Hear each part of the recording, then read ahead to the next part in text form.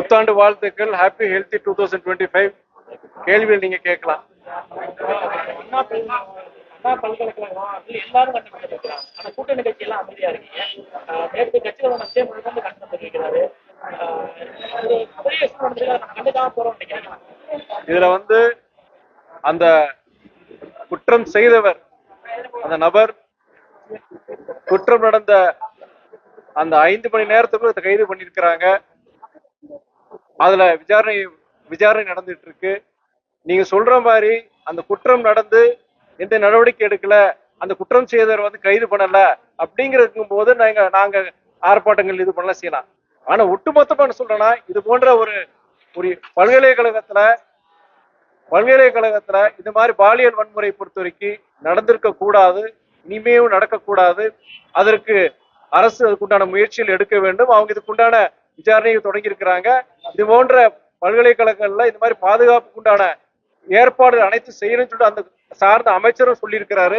அந்த குற்றம் சாட்டப்பட்டவர் அவர் கைது பண்ணியிருக்கிறாங்க. அதுக்குண்டான விசாரணை நடந்துட்டு இருக்கு. இதுல மேற்கொண்டு எதுக்காண்டி நாங்க ஆர்ப்பாட்டம் பண்ணணும், எதுக்காண்டி என்ன பண்ணணும் நீங்க சொல்றீங்க? நீங்க அரசு என்ன பண்ணதுன்னு விலைக்கு நான் சொல்லிட்டேன். நண்பருக்கு அரசு என்ன பண்ணதுன்னு சொல்லிட்டேன். குற்றம் சாட்டப்பட்டவர் அவர் கைது பண்ணிருக்கிறாங்க. மேற்கொண்டு விசாரணை நடந்துட்டு இருக்கு.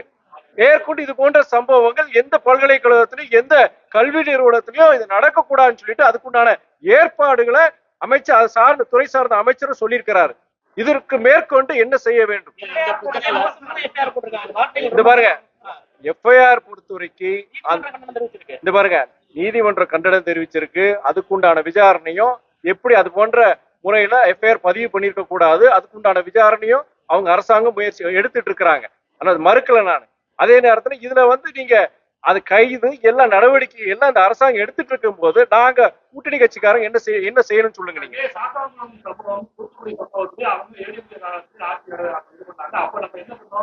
எடப்பாடி பழனிசாமி தான் சம்பவம் நடக்கிறதா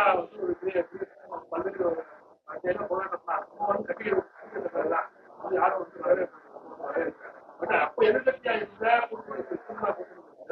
எந்த அளவுக்கு போராட்டங்கள் எந்த அளவுக்கு நீங்க சாத்தான்குளம் இல்ல சொல்லி முடிச்சிடறேன். இல்ல நீங்க சொல்ற சாத்தான்குளம் சம்பவத்தை பொறுத்த வரைக்கும் ஒரு காவல்துறை அதிகாரி அந்த போலீஸ் ஸ்டேஷன் லிமிட்ஸ்குள்ள அந்த 2 பேர் இறந்தாங்க. அப்பாவும் பையனும் இறந்தாங்க. அப்படி இருக்கும்போது ஒரு அரசு அதிகாரியே அந்த தவறு செய்யும் போது நாங்க அந்த அரசாங்கத்தை கண்டிச்சு அன்னைக்கு தமிழ்நாடு இருக்க அத்தனை எதிர்கட்சிகள் அத்தனை இயக்கங்களும் போராடினாங்க. இப்போ பொறுத்த வரைக்கும் ஒரு தனிப்பட்ட நபர் அந்த தவறு செஞ்சிருக்காரு. அந்த தவறு செஞ்ச நபரை கைது பண்ணிருக்கிறாங்க. இது போன்ற தவறுகள் மேற்கொண்டு எங்கேயும் நடக்கக்கூடாது நடவடிக்கையை அரசு எடுத்துட்டு இருக்கிறாங்க. இதுல நீங்க அரசியல் செய்யறதுக்காண்டி எதிர்கட்சிகள் சில பேர் பண்ணிட்டு இருக்கிறாங்க. இதுல நான் கூட்டணி இயக்கத்துக்காண்டி சொல்லல. நான் பொதுவா நான் சொல்றேன். இதுல என்ன நீங்க பண்ண சொல்றீங்க? அதுக்குண்டான நபர் கைது பண்ணிருக்கிறாங்க, நடவடிக்கைகள் மேற்கொண்டு இருக்கிறாங்க.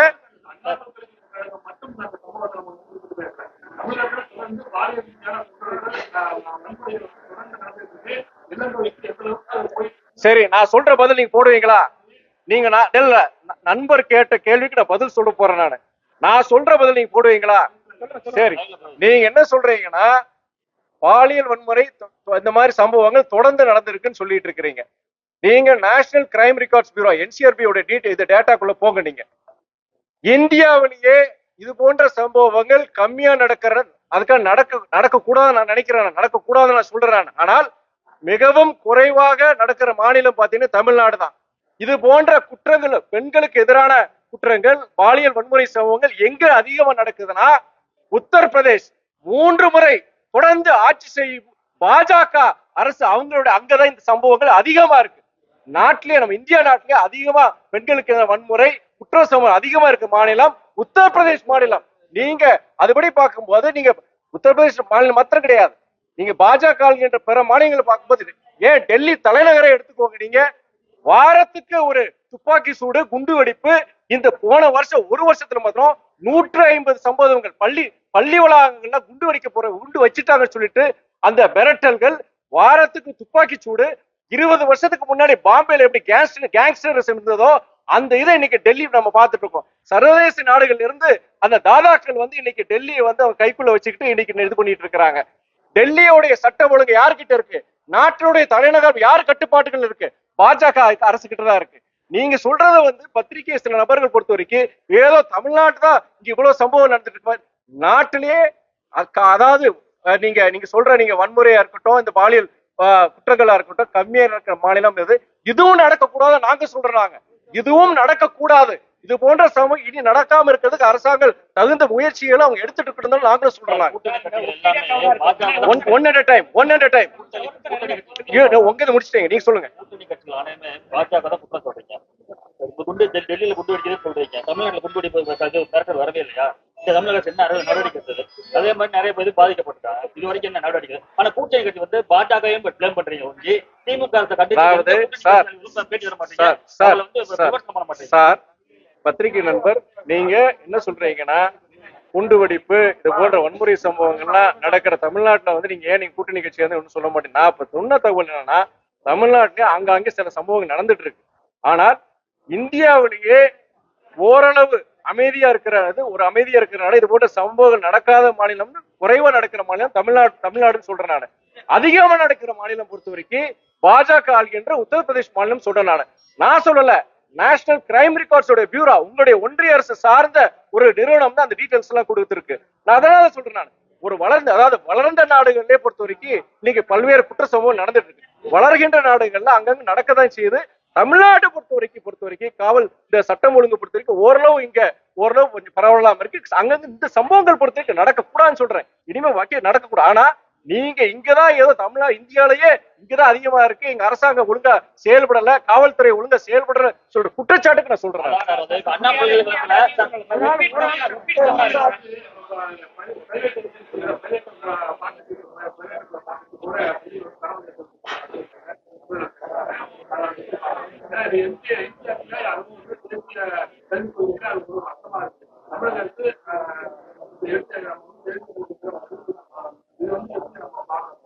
அதாவது பத்திரிகை நண்பர் வந்து நீங்க கேட்கிற கேள்வி வந்து தனியார் பள்ளிகள் வந்து அரசாங்க பள்ளியை தத்தெடுக்கிற அதை சொல்றீங்களா நீங்க? ஓகே, அதை நான் பதில் சொல்றேன். நானு எங்களுடைய கூட்டணி இயக்க தோழர் ஒருத்தர் இதை பத்தி சொல்லியிருக்கிறாரு. இத அவர் அந்த நிகழ்ச்சியில பொறுத்த வரைக்கும் பள்ளிக்கல்வித்துறை அமைச்சர் சகோதரர் அன்பில் மகேஷ் பொய்யாமொழி என்ன சொல்லியிருக்கிறாருன்னா, அதாவது கிட்டத்தட்ட அந்த 500 அரசு பள்ளிகளை பொறுத்த வரைக்கும் தனியார் பள்ளிகள் தத்தெடுக்குங்கிற என்ன முறையில சொல்லியிருக்கிறாருன்னா, அதுல வந்து அந்த பள்ளிகளுடைய கட்டமைப்பு, அதுக்குண்டான பொருட்செலவு இது போன்ற விஷயங்கள்ல வந்து அந்த தனியார் பள்ளிகள் எடுத்துக்கும். அதே நேரத்துல அந்த ஃபீஸ் ஸ்ட்ரக்சர்லயோ எதுலயுமே எந்த மாற்றமும் கிடையாது. அந்த 500 அரசு பள்ளி தொடர்ந்து அரசு பள்ளியில் என்ன மாதிரி விதிமுறைகள் படி செயல்படணுமோ அது மாதிரிதான் செயல்படும். நீங்க அரசு பள்ளிகள் சொல்லும் போது நீங்க ஏழை எளிய மக்களுடைய பிள்ளைகள் வந்து படிக்கிற இடத்துனால நீங்க தனியார் பள்ளிகள் தத்தெடுக்கும் போது அந்த ஃபீஸ் ஸ்ட்ரக்சர் மாற போறது கிடையாது.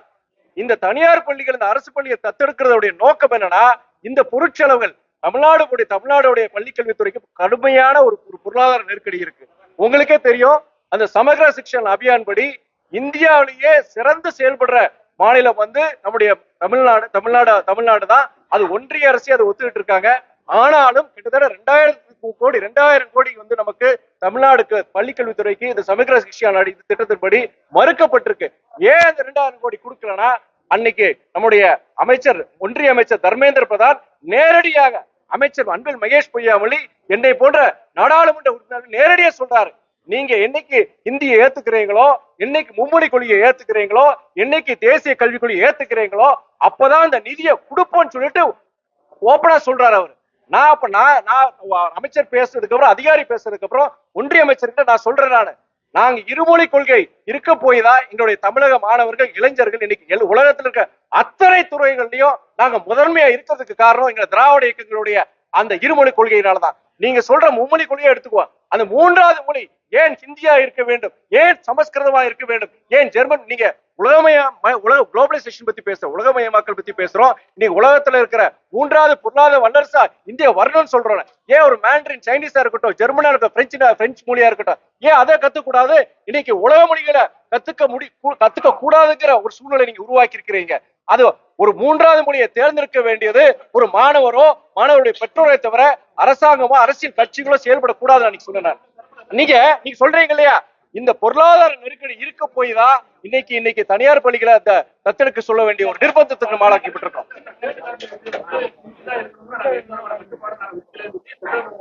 மறைமுகமான ஒரு இது இல்ல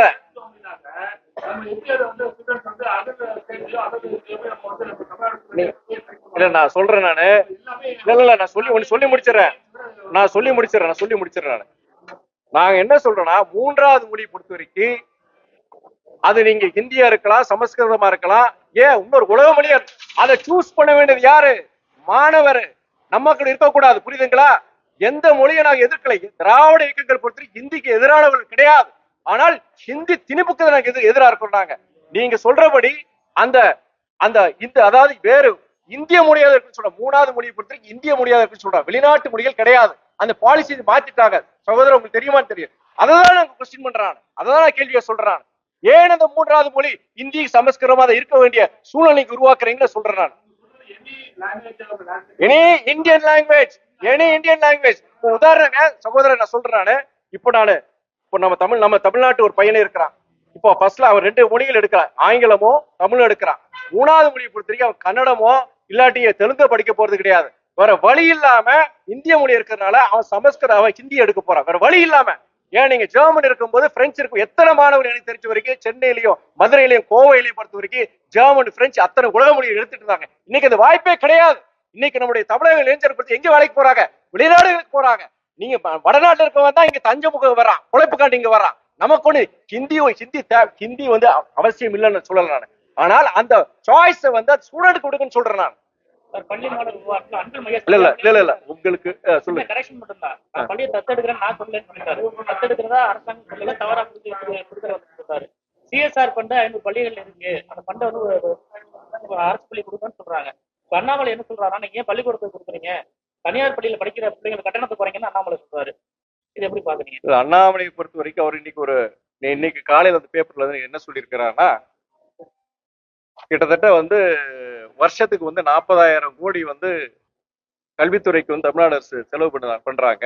அது இல்லாம கல்வித்துறைக்கு வந்து வருஷம் வந்து 1 லட்சம் கோடி வந்து நம்ம செலவு பண்றாங்க. இந்த பணம் எல்லாம் எங்க போகுது அப்படின்னு ஒரு கேள்வி கேட்கிறாரு. அவரு சகோதரருக்கு தெரியுமா தெரியலன்னு தெரியல. தமிழ்நாட்டில் இருக்க அரசு பள்ளிகளுடைய எண்ணிக்கை கிட்டத்தட்ட 38,000. அரசு உதவி பெறும் பள்ளிகளுடைய எண்ணிக்கை கிட்டத்தட்ட 7,000, கிட்டத்தட்ட 8,000. எத்தனை லட்சம் ஆசிரியர்கள் இருக்கிறாங்க? இந்த கட்டமைப்புக்கு செலவு வருஷத்துக்கு எவ்வளவு 1000 கோடி எவ்வளவு தேவைப்படுது? இந்த நெருக்கடியில பொறுத்த வரைக்கும் இந்த சமகர சிக்ஷன் அபியான் கொடுக்க வேண்டிய அந்த 2,000 கோடி நமக்கு நிறுத்தப்பட்டிருக்கு. இதுல இருக்கிற அவர் வழி இல்லாம தான் நமக்கு கடன் வாங்குறாங்க. நீங்க சொல்றீங்க வருஷத்துக்கு 1 லட்சம் கடன் வாங்குறாங்கன்னா இது போன்ற நெருக்கடிகள் இருக்க போய் தான் கடன் வாங்குறாங்க. நீங்க உங்களுக்கு சென்ட்ரல் கவர்மெண்ட் கொடுக்க வேண்டிய அந்த ஃபண்ட்ஸ் எதுக்கு கடன் வாங்க போறாங்க? சம்பளம் உங்களுக்கே தெரியும். கடந்த சில மாதங்களுக்கு முன்பு அரசு சார்ந்த அந்த பள்ளி ஆசிரியர்களுக்கு சம்பளம் கொடுக்காத ஒரு சூழ்நிலை கூட உருவாகிச்சு. பதறி அடிச்சுட்டு தான் நம்ம அமைச்சர் டெல்லிக்கு வந்தார். இந்த சமகர சிக்ஷன் அபியான் படி அந்த திட்டத்துக்கு உண்டான பணத்தை கொடுங்கன்னு சொல்லிட்டு. இதுல வந்து என்னன்னா, தயவு செய்து நீங்க ஒன்றிய அரசு பொறுத்த வரைக்கும் தமிழ்நாடு மட்டும் கிடையாது, பாஜக அல்லாத பிற மாநிலங்களை பொறுத்த வரைக்கும் அவங்க சொல்றபடி கிடைக்கலன்னா நிதியை கொடுக்கறது கிடையாது. அது பள்ளிக்கல்வித்துறையா இருந்தாலும் சரி, பேரிடர் மேலாண்மை இருக்கட்டும். உங்களுக்கே தெரியும், போன வருஷம் அந்த மிச்சாங் புயல்ல கிட்டத்தட்ட நம்ம 38,000 கோடி கேட்டிருந்தோம்.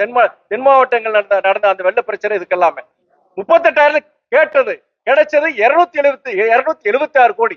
இந்த வருஷம் பெண்கள் புயல் தெரியும் உங்களுக்கு, கிட்டத்தட்ட வட மாவட்டங்கள் சென்னை உட்பட கிட்டத்தட்ட 6-7 மாவட்டங்கள் பாதிக்கப்பட்டிருந்தது. கிட்டத்தட்ட நம்ம முதலமைச்சர் கேட்டது 6,675 கோடி. அவசரம் உடனடியாக எங்களுக்கு 2,000 கோடி விடுவிக்குன்னு சொன்னாரு. வந்தாங்க, போனாங்க, செஞ்சாங்க. கிட்டத்தட்ட 1 மாசம் ஆக போது, ஒத்த பைசா கொடுக்கல. நீங்க பொதுவா வந்துன்னா, நீங்க எந்தவித துறையா இருந்தாலுமே ஒன்றிய அரசு பாராமுகமா ஒருதலை பட்சமா தமிழ்நாடு மட்டும் கிடையாது, பக்கத்துல கேரள மாநிலமா இருக்கட்டும், வெஸ்ட் பெங்காலா இருக்கட்டும், பாஜக இல்லாத மாநிலம் ஒண்ணே கவர்னர் வச்சு இடைஞ்சல் கொடுங்க, இல்ல நிதியை கொடுக்காத. மொத்தத்துல வந்து அந்த அரசாங்கமே எங்க செயல்படாத ஒரு சூழ்நிலை தான் உருவாக்குறாங்க. தமிழக அரசு அளவீடு போடும்போது மத்திய அரசு சொல்றாங்க, தமிழக அரசு வந்து வேடிக்கை தான் பார்த்தாங்க. இப்போ வந்து எதிர்க்கிறாங்க. ஏங்க நம்ம முதலமைச்சர் அவங்க வந்து என்ன சொல்லியிருக்காரு, தெளிவா சொல்லியிருக்கிறார். தமிழ்நாடை பொறுத்த வரைக்கும் டங்ஸ்டன் அந்த திட்டத்தை பொறுத்த வரைக்கும் நாங்க வந்து அனுமதி கொடுக்க மாட்டோம். தமிழ்நாடு சார்ந்த எந்த துறை, பொல்யூஷன் கண்ட்ரோல் போர்டா இருந்தாலும் சரி, எந்த துறை அதுக்குண்டான அனுமதி நாங்க கொடுக்க மாட்டோம் திட்டவட்டமா சொல்லியிருக்கிறாரு. சட்டமன்றத்துக்கு உண்டான தீர்மானத்தை நிறைவேற்றிருக்கிறாங்க. நாடாளுமன்றத்தை பொறுத்த வரைக்கும் எங்களை போன்ற நாடாளுமன்ற உறுப்பினர் நாடாளுமன்றத்தில் அதை எழுப்பியிருக்கிறாங்க, கண்டிச்சிருக்கிறாங்க.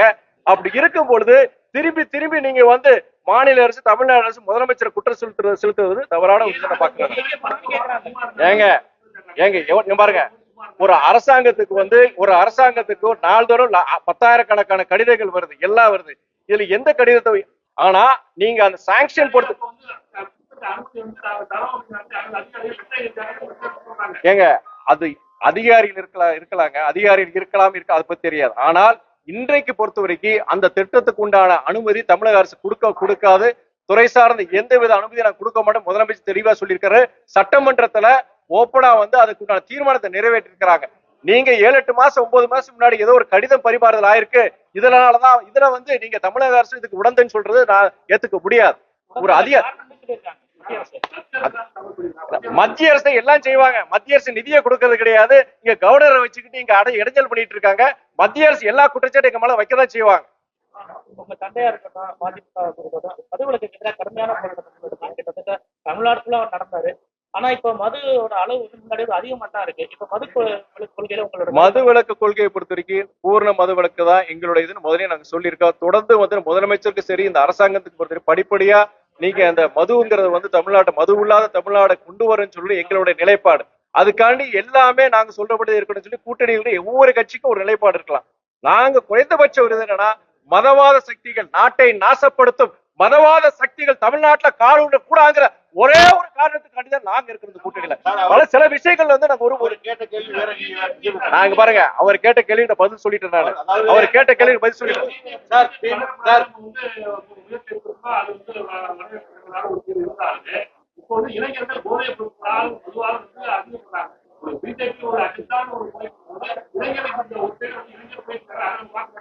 போதைப் பொருள் எங்க இருந்து வருது?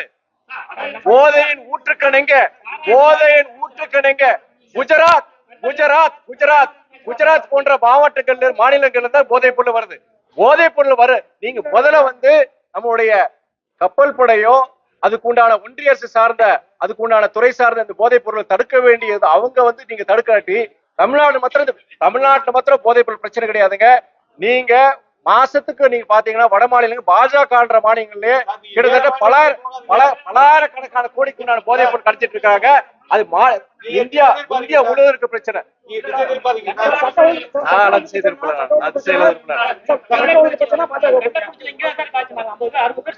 ஏங்க நான் இங்க சொன்ன போதைப் பொருள் சொன்னீங்க. போதைப் பொருளை பொறுத்த வரைக்கும் எங்க இருந்து வருது?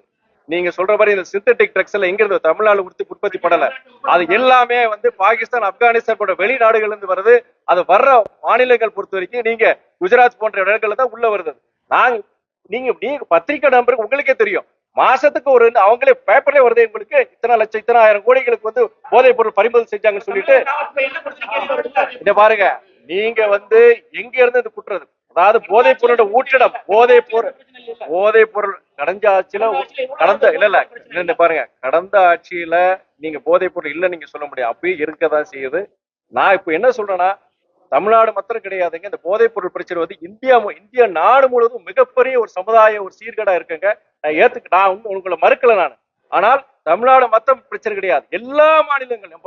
நான் நாடாளுமன்ற சக எம்பிஸ் பார்க்க போது எல்லா ஸ்டேட்லயும் பிஜேபி, நான் பிஜேபி எல்லா ஸ்டேட்லயும் இந்த ப்ராப்ளம் இருக்கு. ட்ரக் மினஸ் வந்து இந்த சிந்தட்டிக் ட்ரக்ஸ் பொறுத்த வரைக்கும் மேக்சிமம் 90 விழுக்காடு மேல வெளிநாடுகள் இருந்து வர்றது. தடுக்க வேண்டிய பொறுப்பு வந்து ஒன்றிய அரசு சார்ந்த துறைகள், நீங்க கோஸ்ட் கார்டா இருக்கட்டும், பல்வேறு இருக்கு. அதே நேரத்தில் மாநில அரசு பொறுத்த வரைக்கும் அவங்க கட்டுப்படுறதுக்கு உண்டான முயற்சிகள் இருக்கிறாங்க. நீங்க சொல்ற மாதிரி இப்போ கடந்த ஒரு 6-7 மாதங்களாக கடுமையான நடவடிக்கை. சென்னை, குறிப்பா சென்னையில 2-3 சம்பவங்கள், கிட்டத்தட்ட அங்க பல பேர், நூற்றுக்கணக்கான பேர் கைது பண்ணியிருக்கிறாங்க. அது சார்ந்த நபர்கள், இந்த மாதிரி போதைப் பொருள் ஈடுபடுற நபர்கள், குறிப்பா கல்லூரி வளாகங்கள் பக்கத்துல இது போன்ற ரெய்டுகள் நடத்தி அதுக்குள்ள முயற்சி நடவடிக்கை எடுத்துட்டு தான் இருக்கிறாங்க. எடுக்கல நம்ம சொல்ல முடியாது.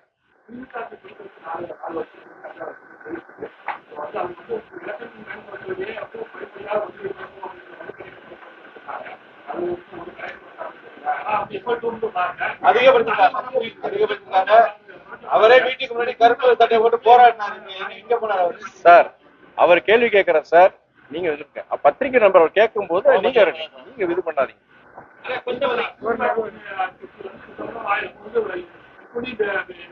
இல்ல நீங்க வந்து இல்ல மது பொறுத்த வரைக்கும் எங்களை பொறுத்த வரைக்கும் நீங்க சொல்றத நாங்க உடன்படுறோம். நான் மதுவை பொறுத்த வரைக்கும் மதுவுலா தமிழ்நாடு வரணும், படிப்படியா குறைக்கணுங்க சொல்றோம். நாங்க முதலமைச்சர்கிட்ட இதுக்குண்டான நடவடிக்கை நீங்க எடுக்கணும்னு சொல்லிட்டு தான் எங்களுடைய தலைவர் தொடர்ந்து சொல்லிட்டு வராரு. அதை நாங்க மறுக்கல. அதை உங்களுடைய கருத்தை எங்களை ஆமோதிக்கிறேன். நான் ஒவ்வொரு திருப்புமே வெளி மாநிலத்துல தான் வந்து நீங்க வந்து ஒரு எடுத்துக்காட்ட சொல்றீங்க. ஆனா ஏங்க நீங்க உங்களுக்கு பதில் சொல்லிட்டு நீங்க கேட்ட கேள்விக்கு நான் பதில் சொல்லிட்டேன். You are asking the same question. இல்ல நீங்க கேட்ட அதே கேள்வி, அந்த கேள்விக்கு நான் பதில் சொல்லிட்டேன். நான் மக்கள் தொகுப்புல 1000 ரூபாய் வழங்கப்படாது, மக்கள் ஏமாற்றம் பொங்கல் தொகுப்பு பொறுத்து எனக்கு எங்களுக்கு என்னன்னா அந்த கொடுப்பாங்கிற நம்பிக்கை இருக்கு. நாங்க எங்களுடைய மதிமுக தரப்பா அதுக்கு கொடுக்கணும் நாங்க சொல்லுவோம். நாங்க அதுல பொறுத்த வரைக்கும் இன்னைக்கு ஏழை ஜனங்க பல பேர் வந்து இன்னைக்கு அந்த பொங்கல் பொறுத்த வரைக்கும் இந்த தொகுப்பு வரும், அந்த பரிசுக்குள் வரும்னு அவங்க நம்பிக்கையோடு இருக்கிறாங்க. அது பிறகு நாங்க கூட்டணி கட்சி சேர்த்த பிறகு கண்டிப்பா அது முதலமைச்சருக்கு நாங்க அந்த கோரிக்கை வைப்போம். திருவப்பூர் மேம்பல் அமைக்கிறதுக்கான எல்லாம் முயற்சி எடுத்தீங்க, நம்ம வரவேற்கிறோம். ஆனா ஏற்கனவே நடந்த பிளான்ல இப்ப பிளான் மாறி வேற ஒரு 60 போட்டதான் பொதுமக்கள் வந்து ஒரு பணம் கொடுத்துருக்காங்க. அதை எப்படி சார் பாக்குறீங்க? அதை பத்தி எப்படி? அதாவது திருவப்பூர் அந்த ரயில்வே கேட் பொறுத்த வரைக்கும் கிட்டத்தட்ட 30 ஆண்டு காலம் உங்களுடைய தேவை. இந்த புதுக்கோட்டை மக்களுடைய நீண்ட கால ஒரு கோரிக்கை இருந்தது. அது சாங்ஷன் ஆயிருக்கு. எனக்கு ரொம்ப சந்தோஷம். எனக்கு என்னன்னா அது கூட நீங்களே பார்த்திருப்பீங்க. இன்னைக்கு இந்த டிஷா மீட்டிங்ல வரும்போது அந்த ரயில்வே அதிகாரியா இருக்கட்டும், இல்ல இந்த ஸ்டேட் ஹைவேஸ் அந்த அதிகாரியா இருக்கட்டும், தயவு செய்து என்னுடைய பயன்படுத்தி போங்க. எவ்வளவு சீக்கிரமா இதை கொண்டு வர முடியுமோ அப்படின்னு சொல்லியிருக்கிறாங்க. ஏதாவது துறை சார்ந்த அமைச்சரோ ஏதோ எந்த பிரச்சனையா இருந்தாலும் என்கிட்ட நான் முடிச்சிடும். இதுல நீங்க சொல்ற மாதிரி சில பேர் பாதிக்கப்படலாம்னு சொல்றீங்க. அந்த அலைன்மெண்ட் மாறும்போது சில வீடுகள் இதாச்சுன்னா கொஞ்சம் பேர் அதை பயப்படுறாங்க. ஆனா இதுல நான் அந்த டிஷா மீட்டிங்ல என்ன சொல்லியிருக்கிறேன்னா, அந்த அதிகாரிகிட்ட நான் பேசும்போது நான் சொன்னேன், அதுக்குண்டான கரெக்டான அந்த என்ன பிளான் என்ன அலைன்மெண்ட் முதலே சொல்லுங்க. குறைந்தபட்சம் இதுல எந்த மக்களுக்கு அது வீடுகளுக்கு பாதிப்பு இருக்காத மாதிரி அந்த அலைன்மெண்ட் கொண்டு வாங்கன்னு நாங்க சொல்லியிருக்கிறோம். மேற்கொண்டு அடுத்து நான் அவங்களுடைய அலைபேசி என்று நான் வாங்கியிருக்கிறானு. இந்த திட்டத்தை துரிதப்படுத்துற மாத்திரம் கிடையாது, பத்திரிகை நம்பர் நீங்க சொல்ற மாதிரி குறைஞ்சபட்சம் எந்த பொதுமக்களுக்கு எந்த பாதிப்பு இல்லாம வீடுகளை கையகப்படுத்த மாதிரி ஒரு சூழ்நிலையை உருவாக்காம இதை நிறைவேற்றிருக்கின்ற முயற்சியை கண்டிப்பா நான் எடுப்பேன்.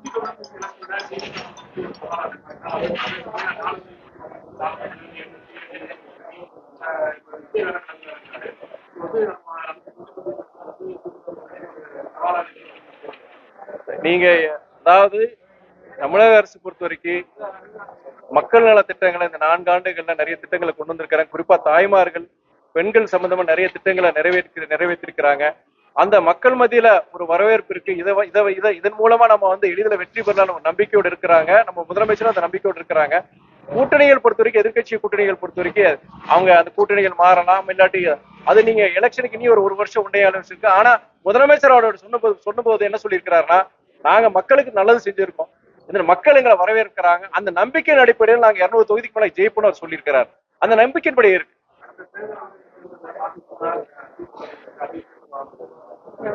நாங்க சீட்டு எண்ணிக்கை பொறுத்த வரைக்கும் கடந்த முறை 6 தொகுதியில் நாங்க போட்டி போட்டோம். அது முடிவு எடுக்க வேண்டிய எங்களுடைய தலைவர். அது சொல்லக்கூடிய அதிகாரம் எனக்கு கிடையாது. அதிகபட்சமே தரமா தான் வராது. எங்களை பொறுத்த வரைக்கும் நம்பிக்கையோட இருக்கும். நாங்க கிட்டத்தட்ட கடந்த 7 வருஷமா இந்த திமுக கூட்டணியில நாங்க இருந்திருக்கிறோம். நாங்க மக்கள் பிரச்சனைகளுக்காக இந்த அரசோடு சேர்ந்து நாங்களும் வந்து பாடுபட்டு இருக்கிறோம். அதனால அந்த எத்தனை சீட்டுங்கிறது வந்து நீங்க இங்க இயக்க தலைமையும் கூட்டணி தலைமை முதலமைச்சர் அண்ணன் தளபதி தான் முடிவு எடுக்கணும். இடைத்தேர்தல் பொறுத்த வரைக்கும் தோழர் நீங்க கேட்கறது கேள்வி வந்து ஈரோடு வந்து நீங்க காங்கிரஸ் சட்டமன்ற ஒரு வேட்பாளர் இருந்து அவர் தொகுதி காங்கிரஸ் கிட்ட இருந்திருக்கு. அவர் இறந்துட்டாரு. ஒரு துரதிருஷ்டவசமானது. ஒரு மூத்த தலைவர். அப்படி இருக்கும் பொழுது அந்த தொகுதியை பொறுத்த வரைக்கும் ஒண்ணு காங்கிரஸ், இல்லைன்னா காங்கிரஸ் விட்டு கொடுத்தா அவங்க திமுக அவங்க இருப்பாங்க. பை எலெக்ஷன் பொறுத்த வரைக்கும் நாங்க கிளைம் பண்ண மாட்டோம். நாங்க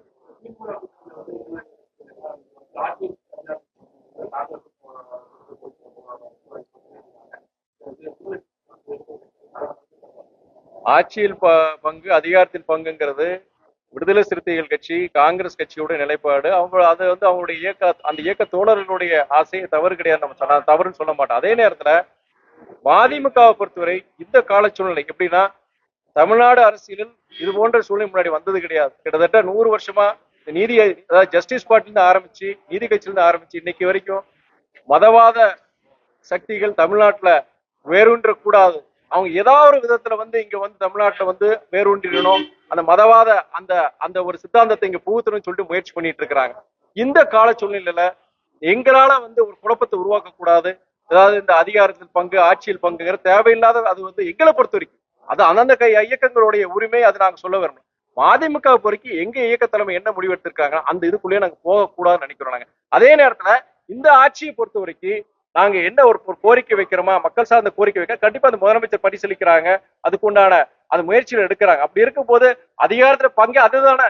நாங்க கூட்டணியில் இருக்கிறோம், ஒரு மக்கள் நீங்க பத்திரிகை நண்பர் நீங்க ஒண்ணு சொல்றீங்க, இது மக்கள் சார்ந்த பிரச்சனை கோரிக்கை சொல்றீங்க, நாங்க கொண்டு போறோம். அந்த கொண்டு போகும்போது சார்ந்த துறை அமைச்சர் வந்து அதுக்கு வந்து ஆமோதிக்கிறாரு, செஞ்சு கொடுக்குறாரு. அப்படி இருக்கும் போது இதே ஆட்சியில் பங்கு தான் நாங்க பாக்குறோம். நாங்க சார் அரசு பள்ளியில ஒரே நிமிஷம், ஒரு ஜிஹெச் மெடிக்கல் காலேஜ் ரெண்டுத்துக்குமே இன்ஸ்பெக்ஷன் இருக்கு, அவங்க எல்லாம் வெயிட் பண்ணிட்டு இருக்காங்க. கிட்டத்தட்ட அரை மணி நேரம் உங்களுக்கு கொடுத்துருக்கேன் நான். தயவு செய்து ப்ளீஸ்.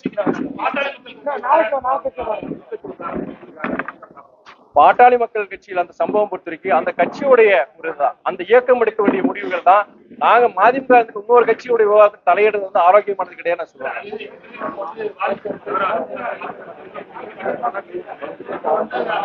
ஏங்க இது ஐயா மருத்துவர் ராமதாஸுக்கும் சகோதரர் அன்புமணி ராமதாஸுக்கும் இடையான பிரச்சனை, அந்த பாமக அந்த கட்சிக்குள்ள இருக்க பிரச்சனை.